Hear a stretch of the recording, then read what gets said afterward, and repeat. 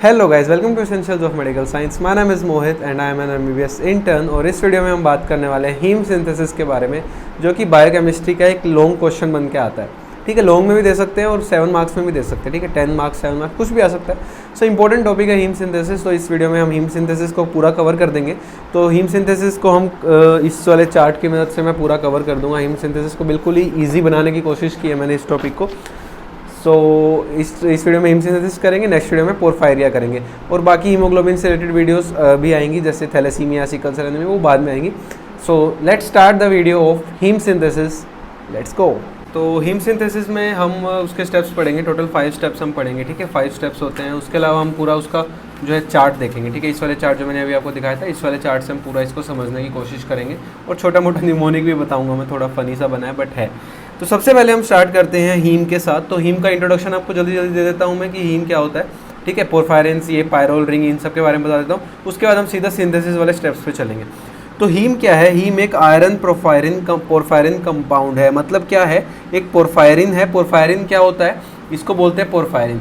तो पोरफायरिन को समझने से पहले हम चलते हैं पायरोल पे। तो जो ये आपको दिखाई दे रही है, ये एक पायरोल रिंग है। ठीक है, ये पायरोल रिंग है जिसमें 4 कार्बन और एक नाइट्रोजन की रिंग होती है। इसको वो पायरोल रिंग बोलते हैं। तो इसी को मैंने, अगर इसको अलग छोटे फॉर्म में बनाया मैंने इस वाले फॉर्म में। ठीक है, तो ये दोनों एक ही चीज़ है। ठीक है, इसको मैंने शॉर्ट फॉर्म में बनाया। तो ये पायरोल रिंग है। अब क्या होता है ना, पोरफायरिन क्या होता है? 4 पायरोल रिंग मिलके बनाते हैं पोरफायरिन। तो ये एक पायरोल रिंग ये हो गया, सेकंड ये हो गया, थर्ड ये हो गया, फोर्थ ये हो गया। तो मैंने नंबरिंग कर रखी है। ये 4 पायरोल रिंग जो हैं, ये चारों पायरोल रिंग मिलके बनाई है क्या यहाँ पे? पोरफायरिन। किसकी मदद से? मिथिनिल ब्रिजेस की मदद से। मिथिनिल क्या होता है? Double bond CH single bond. तो ये जो है, ये मिथिनिल ब्रिज है। ये मिथिनिल ब्रिज जो है, ये 2 पायरोल रिंग को जोड़ने में मदद करता है। तो इन दोनों को यहाँ पे जोड़ा हुआ है, इन दोनों को इसने जोड़ा हुआ है, इन दोनों को इसने जोड़ा हुआ है और इन दोनों को इसने जोड़ा हुआ है। तो चारों पायरोल रिंग ने मिलके हमारे पास क्या बना दिया है? पोरफायरिन। और इसी पोरफायरिन को अगर मैं शॉर्ट फॉर्म में बनाने की कोशिश करूँ, तो फिशर ने ये मॉडल दिया था कि पोरफायरिन को शॉर्ट फॉर्म में कैसे दिखा सकते हैं। तो वो इस तरह से है।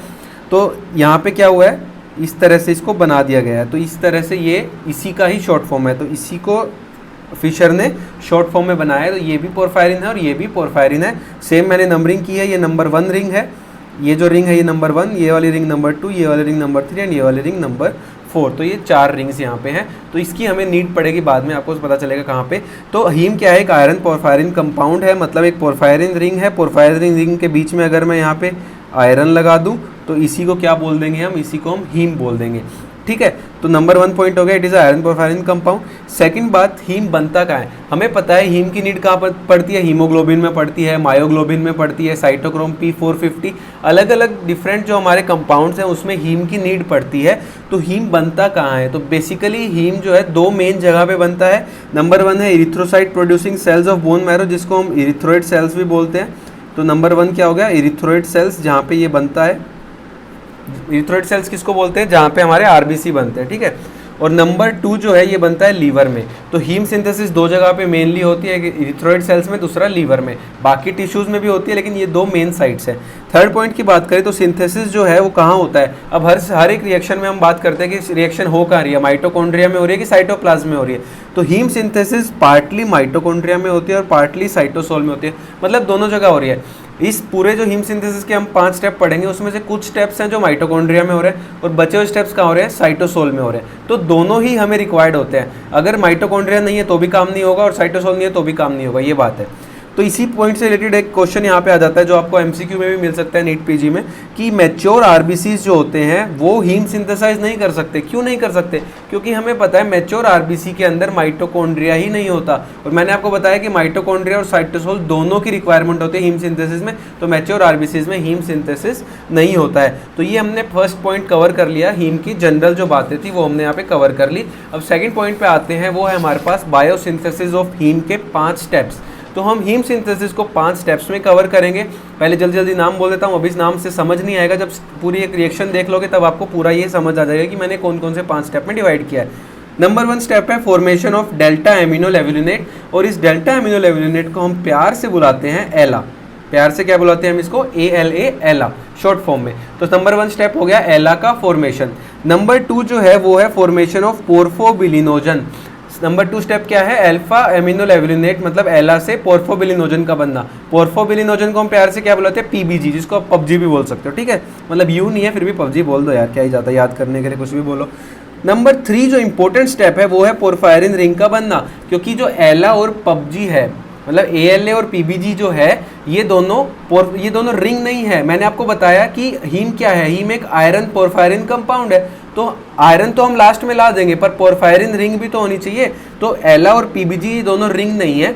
आगे जाके क्या होता है, जो पीबीजी है इसके 4 मॉलिक्यूल्स मिलके एक रिंग बनाते हैं जिसकी मदद से पोरफायरिन रिंग बनती है। तो थर्ड इंपॉर्टेंट स्टेप हो जाएगा पोरफायरिन रिंग का बनना।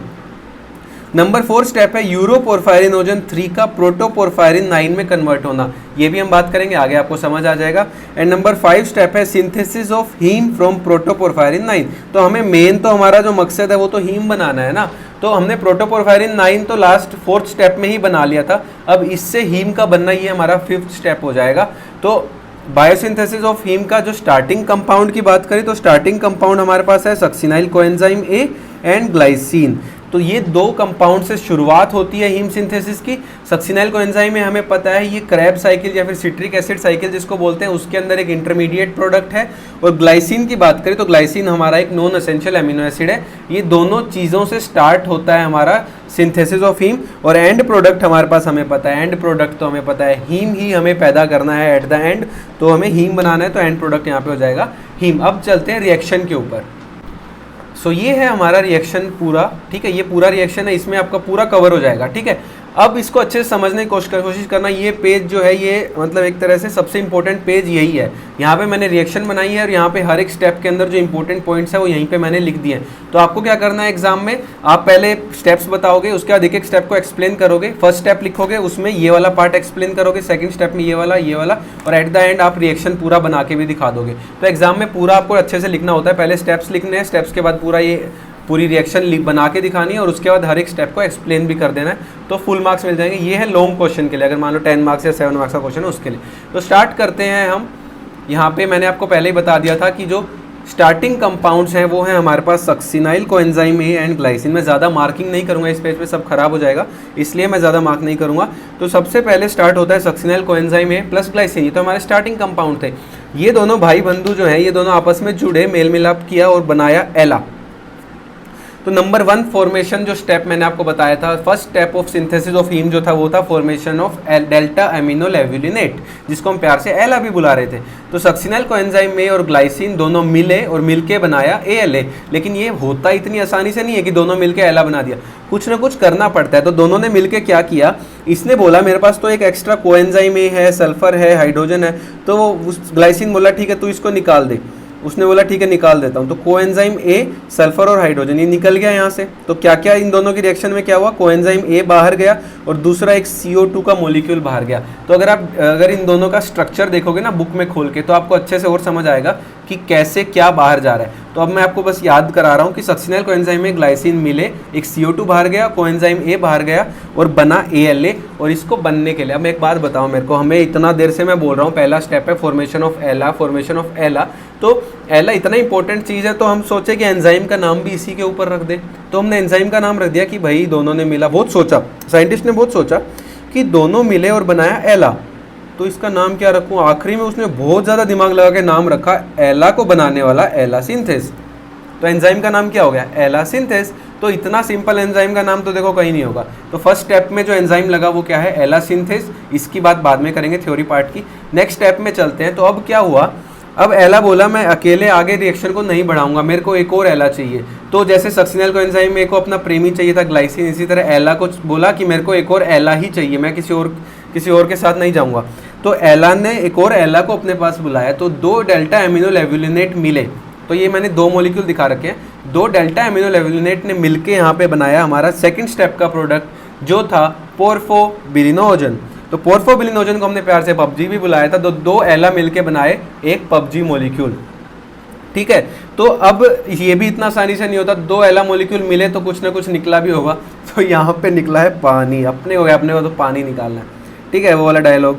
तो 2 एला मॉलिक्यूल मिलके बनाए पबजी और यहाँ पे 2 वाटर मॉलिक्यूल्स बाहर जाते हैं। अब एला बोला कि मेरे से 2 पानी निकाल रहे हो तो एंजाइम का नाम भी मेरे ऊपर ही रखना। वो साइंटिस्ट बोले ठीक है इसका नाम भी तुम्हारे ऊपर रखते हैं, याद करने में भी इजी होगा। तो अब यहाँ पे क्या हुआ, एला से पानी निकला तो एला डिहाइड्रेट हो गया, तो एंजाइम का नाम हो गया एला डिहाइड्रेटेज। तो फर्स्ट एंजाइम था एला सिंथेस, सेकंड जो स्टेप है उसका एंजाइम है एला डिहाइड्रेटेज। तो एला सिंथेस एला डिहाइड्रेटेज। तो हमने 2 स्टेप कवर कर लिए। पहला स्टेप हमने एला बनाया, सेकंड स्टेप में 2 एला मोलिक्यूल्स को मिला के हमने एक पबजी मोलिक्यूल बना दिया, मतलब पोर्फोबिलिनोजन। नाम याद करते रहना, पोर्फोबिलिनोजन डेल्टा एमिनो लेव्युलिनेट, नाम याद हो गया। अब नेक्स्ट स्टेप की बात करें तो नेक्स्ट स्टेप मैंने आपको बताया था, नेक्स्ट स्टेप था पोरफायरिन रिंग का बनना, और वो पोरफायरिन रिंग का नाम है, यहाँ पे जो पहली पोरफायरिन रिंग बनती है उसका नाम है यूरोपोरफायरिनोजन 3। क्या नाम है, देखो नाम में पोरफायरिन आ गया, मतलब पोरफायरिन रिंग बन गई है। तो क्या होता है, पोर्फोबिलिनोजन के 4 मोलिक्यूल, पोर्फोबिलिनोजन एक और से काम नहीं चलाएगा, एला ने तो एक और एला को बुला लिया था, पोर्फोबिलिनोजन बोला मुझे अपने जैसे 4 चाहिए, तो 4 पोर्फोबिलिनोजन के मोलिक्यूल्स मिलके बनाए यूरोपोरफायरिनोजन 3। क्या बनाया, यूरोपोरफायरिनोजन 3। अब ये 3 कहाँ से आया, इसकी बात मैं थोड़ी सी देर के बाद करूँ तो आपको चलेगा ना, तो थोड़ी देर बाद इसकी बात करेंगे। अभी सिर्फ नाम याद रखो, यूरोपोरफायरिनोजन 3। और तो एक और चीज़ मैं बोल रहा हूँ कि ये जो 4 स्टेप हैं, ये अभी सिर्फ मैं आपको नाम बोलूँगा, नेक्स्ट जो मैं इसके बाद जो नेक्स्ट स्लाइड या नेक्स्ट पेज लेके आऊँगा उसमें आपको अच्छे से समझ आ जाएगा। देखो मैंने अच्छे से अगले पेज पे एक्सप्लेन किया है, तो अभी सिर्फ इसको इसी को याद करते चलो।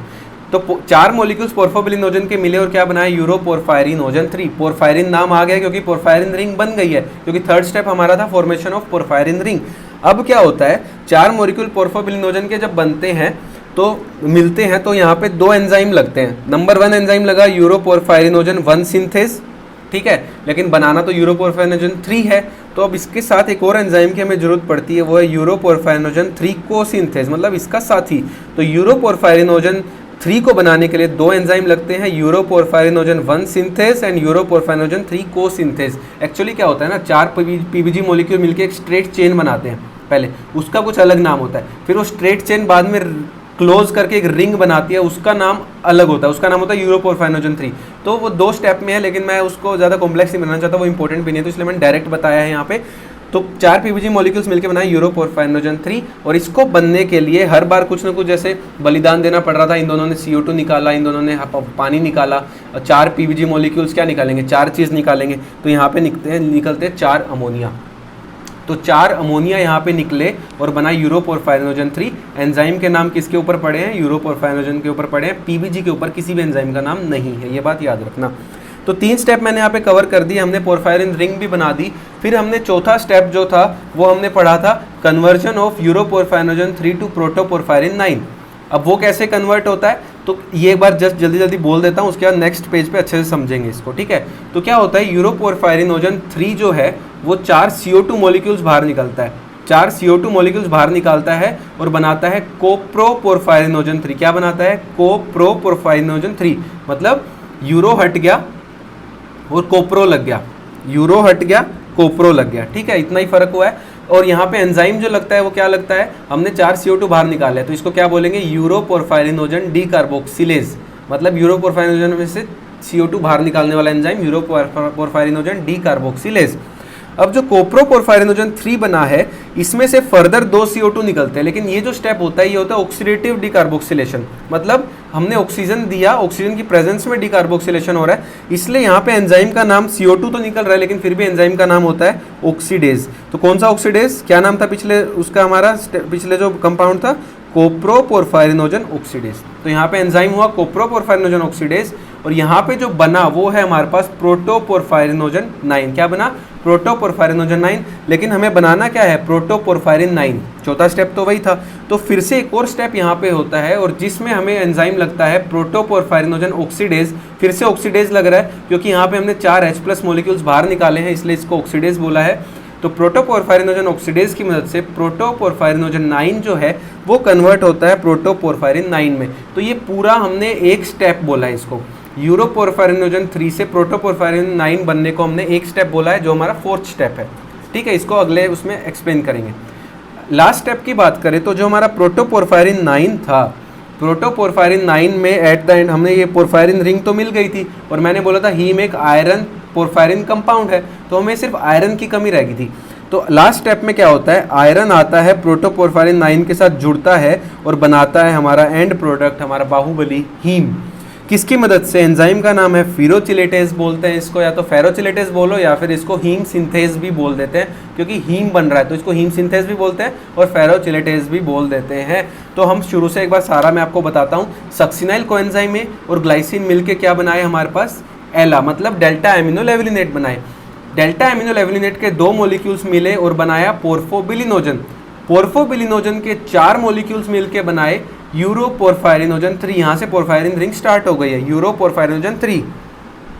यूरोपोरफायरिनोजन 3 आगे जाके बनाता है कोप्रोपोरफायरिनोजन 3।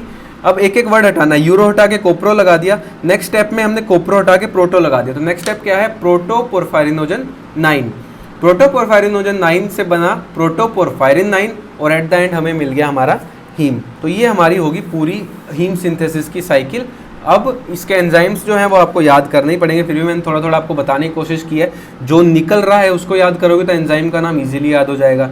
जैसे एला बन रहा है तो एला सिंथेज, उसके बाद पानी निकल रहा है तो एला डिहाइड्रेटेज, उसके बाद यूरोपोरफायरिनोजन बन रहा है तो यूरोपोरफायरिनोजन सिंथेज, उसके बाद CO2 निकल रहा है तो यूरोपोरफायरिनोजन डीकार्बोक्सिलेज, फिर CO2 निकल रहा है बट ऑक्सीजन की प्रेजेंस में तो कोप्रोपोरफायरिनोजन ऑक्सीडेज बोला, फिर 4H पॉजिटिव निकल रहे हैं तो इसको प्रोटोपोरफायरिनोजन ऑक्सीडेज एंजाइम लगा, और एट द एंड हीम बन रहा है तो हीम सिंथेज बोलो, या फिर इसको आयरन जुड़ रहा है तो फेरोचिलेटेज भी बोल देते हैं, आयरन को जोड़ रहा है। तो 5 स्टेप मैंने बताए। नंबर 1 स्टेप डेल्टा एमिनो लेवलिनेट का बनना, नंबर 2 स्टेप पोर्फोबिलिनोजन का बनना, ये नंबर 3 स्टेप मैंने मार्क कर रखा है यूरोपोरफायरिनोजन 3 मतलब पोरफायरिन रिंग का बनना। फिर मैंने नंबर 4 स्टेप मार्क कर रखा है जिसमें यूरोपोरफायरिनोजन 3 से प्रोटोपोरफायरिन 9 बन रहा है, और at the end last step है प्रोटोपोरफायरिन 9 में आयरन का जुड़ना और हीम का बनना। तो ये हमारा हो गया हीम सिंथेसिस का पूरा वो। अब मैं इसका एक जो फनी सा न्यूमोनिक मैंने बनाया वो आपको बताता हूँ। सो जो न्यूमोनिक है वो ये है, Sachin and Gautam are PUBG undercover players या हीरोज़। तो ये एक मतलब जैसा भी मेरे से बना उतना मैंने बनाया। सचिन मतलब ऐसे हो गया सक्सिनाइल कोएंजाइम में, जी मतलब ग्लाइसिन, ए मतलब जो हमारा डेल्टा एमिनो लेवलिनेट था वो, पी से पबजी से नाम है उसका पोर्फोबिलिनोजन, अंडर कवर यू से हो गया यूरोपोरफायरिनोजन 3, सी से हो गया कोप्रोपोरफायरिनोजन 3, उसके बाद फिर से जो पी आया यहाँ पे पी प्लेयर का ना स्क्वायर बनेगा, 2 प्लेयर्स है ना तो 2 बनेंगे, एक प्रोटोपोरफायरिनोजन 9 एक प्रोटोपोरफायरिन 9, ठीक है, और एच से हमारे पास बन गया हीम। तो इस न्यूमोनिक से आप याद कर सकते हो Sachin and Gautam are PUBG undercover heroes या प्लेयर्स। सो जैसे मैंने बोला था कि मैं आपको स्टेप 4 और अच्छे से एक्सप्लेन करूंगा, तो उस पर हम आते हैं। तो स्टेप 4 था यूरोपोरफायरिनोजन 3 से प्रोटोपोरफायरिन 9 का बनना। तो इसमें हमारे पास अलग अलग 3 एंजाइम यूज़ होते हैं, उनकी हम बात करेंगे, 3 स्टेप्स में हम बात करेंगे। तो कैसे होता है वो अच्छे से हम एक्सप्लेन करते हैं। तो मैंने आपको स्टार्टिंग ऑफ द वीडियो में बताया था, जो ये वाला डायग्राम था, ये वाला डायग्राम मैंने आपको शो करके बता दिया, ये पोरफायरिन रिंग का डायग्राम है जो फिशर ने दिया था, ठीक है, फिशर मॉडल के थ्रू। तो ये पोरफायरिन रिंग है। यूरोपोरफायरिनोजन 3 में पोरफायरिन वर्ड आ रहा था, मैं बोला था पोरफायरिन रिंग है यहाँ पे। तो यूरोपोरफायरिनोजन 3 से पोरफायरिन रिंग स्टार्ट हो जाती है। तो ये जो पोरफायरिन रिंग जो आपको दिख रही है यूरोपोरफायरिनोजन 3 में खास बात होती है कि इसमें जो अलग अलग जो कार्बन थे, हमारे पास जो कार्बन होते हैं वहाँ पे अलग अलग ग्रुप्स जुड़े हुए हैं, जैसे AP ऐसे जुड़े हुए हैं। तो ए है एसिटाइल ग्रुप, मैंने यहाँ पे दिखा रखा है, ए है एसिटाइल ग्रुप, एम है मिथाइल ग्रुप, पी है प्रोपियोनिल ग्रुप और वी है विनाइल ग्रुप। तो अलग अलग जहाँ पे दिखे उस हिसाब से समझ लेना। तो क्या होता है ना, यूरोपोरफायरिन 3 क्यों बोला ये भी बता देता हूँ। तो पोरफायरिन की 2 क्लासेज होती है, एक होती है क्लास 1 एक होती है क्लास 3। क्लास 1 किसको बोलते हैं?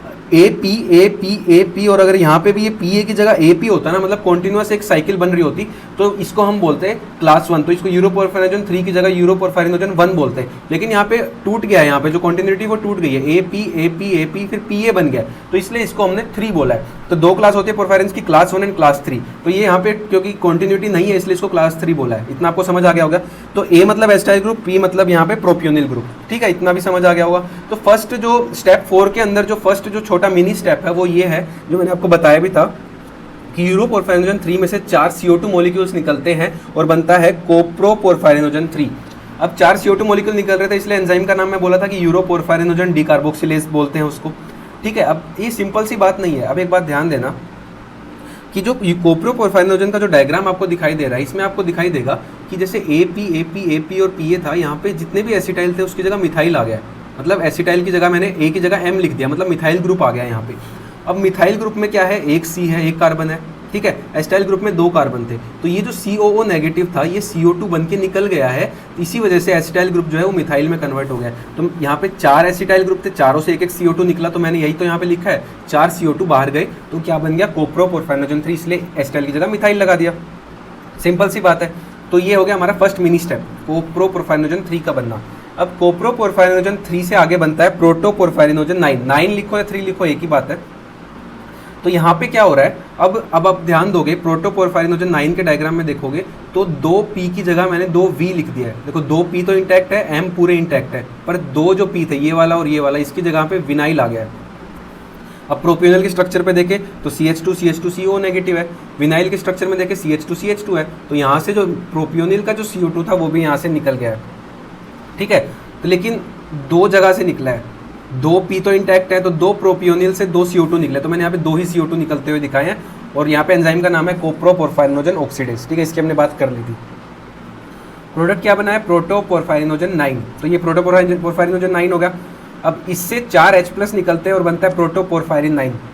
लेकिन प्रोटोपोरफायरिन 9 के स्ट्रक्चर में आपको कोई चेंज नहीं मिलेगा, बिल्कुल सेम है, दोनों के दोनों सेम है, बस 4 H+ निकले हैं और H+ निकले, इसको इसलिए एंजाइम का नाम है प्रोटोपोरफायरिनोजन ऑक्सीडेज। तो स्टेप 4 को मैंने यहाँ पे एक्सप्लेन किया, यूरोपोरफायरिनोजन 3 से क्या बना है, प्रोटोपोरफायरिन 9, और जो था वो मैंने आपको एक्सप्लेन कर दिया, तो ये स्टेप भी आपको समझ आ गया होगा। तो सब हम बात करते हैं जो इंपॉर्टेंट जो स्टेप्स हमने पढ़े उसके इंपॉर्टेंट पॉइंट्स की। उससे पहले यहाँ पे अगर आप ध्यान दोगे तो ये वाली जो है, ये वाला डायग्राम भी वही है, बस इसमें बताया कि माइटोकॉन्ड्रिया में कौन से स्टेप होते हैं, साइटोसोल में कौन से होते हैं। तो पूरे ये वाली जो साइकिल है आपको दिखाई दे रही है। तो जो पहला स्टेप है, सक्सिनाइल कोएंजाइम ए और ग्लाइसिन मिलकर जो एला बना रहे हैं, ये वाला स्टेप जो है ये होता है हमारा किसमें, लीवर में, सॉरी ये वाला स्टेप कहाँ होता है, माइटोकॉन्ड्रिया के अंदर। तो ये माइटोकॉन्ड्रिया मैंने अलग से दिखाया, साइटोसोल वाला पार्ट इधर है। उसके बाद जो एला से पोर्फोबिलिनोजन, उसके बाद यूरोपोरफायरिनोजन 3 और कोप्रोपोरफायरिनोजन 3 तक जो है वो साइटोसोल में होता है। उसके बाद जो कोप्रोपोरफायरिनोजन 3 से प्रोटोपोरफायरिन 9 और फिर आगे का जो हीम तक बनता है वो वापस माइटोकॉन्ड्रिया में होता है। तो ये स्टेप्स जो है ये माइटोकॉन्ड्रिया में होते हैं और ये वाले स्टेप जो है वो साइटोसोल में होते हैं। तो इसको मैं यहाँ पे थ्योरी में भी लिखा हुआ आपको दिखा देता हूँ। तो इंपॉर्टेंट पॉइंट्स की बात करें तो नंबर 1 जो स्टेप था ALA का बनना, उसमें इंपॉर्टेंट पॉइंट ये है कि वो स्टेप जो है वो माइटोकॉन्ड्रिया में होता है, सबसे नंबर 1 बात। दूसरा, उसको कैटालाइज करता है एला सिंथेसिस, जो डिपेंड होता है किसके ऊपर, पायरिडोक्सल फोस्फेट पे। तो एला सिंथेसिस पायरिडोक्सल फोस्फेट डिपेंडेंट। और थर्ड इंपॉर्टेंट पॉइंट जो स्टेप 1 का है वो ये है कि ये रेट कंट्रोलिंग स्टेप है। तो जो हमारा रेगुलेशन जो है हिम सिंथेसिस का वो भी इसी पॉइंट पे मेनली होता है। तो ये एक रेट कंट्रोलिंग स्टेप है, कौन सा, synthesis of delta amino levulinate. Second step की बात करें तो सेकंड स्टेप जो है वो साइटोसोल में होता है, मतलब एला से पोर्फोबिलिनोजन का बनना। और दूसरी इंपॉर्टेंट बात की जो एंजाइम इसमें लग रहा था एला डिहाइड्रेटेज, उस एंजाइम को हैवी मेटल्स जैसे कि लेड ये सब उसको इनिबिट कर सकते हैं। तो लेड जो है वो एला डिहाइड्रेटेज एंजाइम को इनिबिट कर सकता है और इनिबिट करके आगे के स्टेप्स को रोक सकता है। थर्ड स्टेप की बात करें तो थर्ड स्टेप में मैंने आपको बताया था कि 4 मॉलिक्यूल्स पोर्फोबिलिनोजन के मिलते हैं। पहले एक स्ट्रेट चेन बनती है, उसके बाद रिंग क्लोजर होकर पोरफायरिन रिंग बनती है। तो ये यहाँ पे लिखा हुआ है, बस ये वाला स्टेप याद रखना, ये भी साइटोसोल में होता है। फोर्थ स्टेप की बात करें, यूरोपोरफायरिनोजन 3 से प्रोटोपोरफायरिन 9 का बनना, इसमें जो यूरोपोरफायरिनोजन 3 से कोप्रोपोरफायरिनोजन 3 बन रहा है ये स्टेप साइटोसोल में होता है। और कोप्रोपोरफायरिनोजन 3 से बाकी जो स्टेप है प्रोटोपोरफायरिन 9 तक ये माइटोकॉन्ड्रिया में होता है। ठीक है, ये हो गया हमारा फोर्थ पॉइंट स्टेप का इंपॉर्टेंट पॉइंट्स। लास्ट स्टेप की बात करें तो लास्ट स्टेप में जो मैंने एंजाइम बताया था फेरोचिलेटेज, जिसको हीम सिंथेस भी बोलते हैं, ये एंजाइम को भी लेड जो है वो इनिबिट कर सकता है। तो मैंने बोला कि लेड हैवी मेटल्स जैसे कि लेड हो गया, ये फेरोचिलेटेज को भी इनिबिट कर सकते हैं और ये एला डिहाइड्रेटेज को भी इनिबिट कर सकते हैं। ठीक है, और लास्ट स्टेप जो ये है ये भी माइटोकॉन्ड्रिया के अंदर होता है। तो ये हमने बात कर ली यहाँ पे इन सब पॉइंट्स की। लास्ट जो है वो थोड़ा इंपॉर्टेंट जो एक और चीज़ है वो है रेगुलेशन ऑफ हीम सिंथेसिस। तो जल्दी जल्दी मैं आपको बता देता हूँ। तो लीवर में बात करें तो मैंने बोला हीम सिंथेसिस की 2 मेन साइट थी, एक था लीवर, एक था एरिथ्रोइड सेल्स। तो लीवर के अंदर 3 मेन मैकेनिज्म होते हैं जो हीम सिंथेसिस को रेगुलेट करते हैं। नंबर 1 है फीडबैक इनिबिशन, जो एला सिंथेसिस खुद मतलब एला जो बन रहा है वो खुद इनिबिट कर रहा है पिछले वाले स्टेप्स को जब ज़्यादा बनने लग जाता है। तो सेकंड इंपॉर्टेंट मैकेनिज्म वो है रिप्रेशन ऑफ एला सिंथेसिस एंजाइम को रिप्रेस करना। थर्ड जो इंपॉर्टेंट है वो है एला सिंथेसिस, जो एला सिंथेसिस एंजाइम है वो काम कहाँ करता है, वो माइटोकॉन्ड्रिया में काम कर रहा है, लेकिन वो आता कहाँ से, साइटोसोल से। तो थर्ड इंपॉर्टेंट जो मैकेनिज्म है वो है कि साइटोसोल से माइटोकॉन्ड्रिया में आने ही ना दिया जाए एला सिंथेसिस को। ठीक है, तो ये हो गया लीवर में। तो लीवर में ये क्यों मैंने सारे एला सिंथेसिस से रिलेटेड बताया, क्योंकि लीवर के अंदर एला सिंथेस एंजाइम जो है वो रेगुलेटरी होता है। तो ALA synthase enzyme is regulatory of haem synthesis in liver. लेकिन एरिथ्रोइड सेल्स की बात करें तो एरिथ्रोइड सेल्स में रेगुलेटरी होते हैं यूरोपोरफायरिनोजन सिंथेस और फेरोचिलेटेज। यूरोपोरफायरिनोजन सिंथेस और फेरोचिलेटेज ये 2 एंजाइम ये रेगुलेटरी होते हैं एरिथ्रोइड सेल्स के अंदर। ठीक है, लास्ट एक इंपॉर्टेंट पॉइंट की बात करें कि क्या होता है ना कि जो एला सिंथेस एंजाइम था जो फर्स्ट स्टेप में इन्वॉल्व होता है, वो एंजाइम जो है उसकी एक्टिविटी को बढ़ा देते हैं कुछ ड्रग्स। मान लो आप फिनोबार्बिटोल ले रहे हो, इंसेक्टिसाइड किसी ने लिया या फिर कार्सिनोजेंस किसी के मतलब कार्सिनोजन से कोई अफेक्टेड हो रहा है, तो उसके अंदर क्या होता है एला सिंथेस की एक्टिविटी बढ़ जाती है। कैसे बढ़ती है, ये तीनों जो ड्रग्स है या फिर और भी जो ड्रग्स है जो एक्सेट्रा करके मैं लिखा हुआ है और भी है, लेकिन मेन जो ये 3 है, तो ये क्या करते हैं, ये साइटोक्रोम P450 की सिंथेसिस को बढ़ा देते हैं। अब साइटोक्रोम P450 में इंपॉर्टेंट जो कंपाउंड है जो लगता है वो है हीम। तो साइटोक्रोम P450 की सिंथेसिस बढ़ेगी तो हीम की रिक्वायरमेंट बढ़ेगी। तो क्या होता है ना कि जो हीम जो है वो सेल्स के अंदर डिप्लीट हो जाता है। अब सेल्स के अंदर हीम नहीं बचेगा तो एलएस को लगेगा हीम नहीं है, तो वो और ज़्यादा हीम बनाने की कोशिश करेगा, तो एलएस सिंथेसिस की एक्टिविटी को इस तरह से बढ़ा देते हैं ये ड्रग्स। सो इस वीडियो में हमने बात की यहाँ पे हीम सिंथेसिस की, नेक्स्ट वीडियो में बात करेंगे पोरफायरेस की। तो वीडियो थोड़ा लंबा हो गया, लेकिन होप करता हूँ आपको समझ आ गया होगा। तो अगर आपका वीडियो अच्छा लगे तो प्लीज़ वीडियो को लाइक करना, चैनल को सब्सक्राइब करना, वीडियो को शेयर कर देना और बताना आपको बायोकेमिस्ट्री पढ़ना कैसा लग रहा है मेरे वीडियो से, क्योंकि मैंने अभी स्टार्ट किया बायोकेम पढ़ाना। तो अच्छा लगे तो प्लीज़ कमेंट सेक्शन में जरूर बताना। Thank you so much for watching, मिलते हैं जल्दी नेक्स्ट वीडियो में, बाय।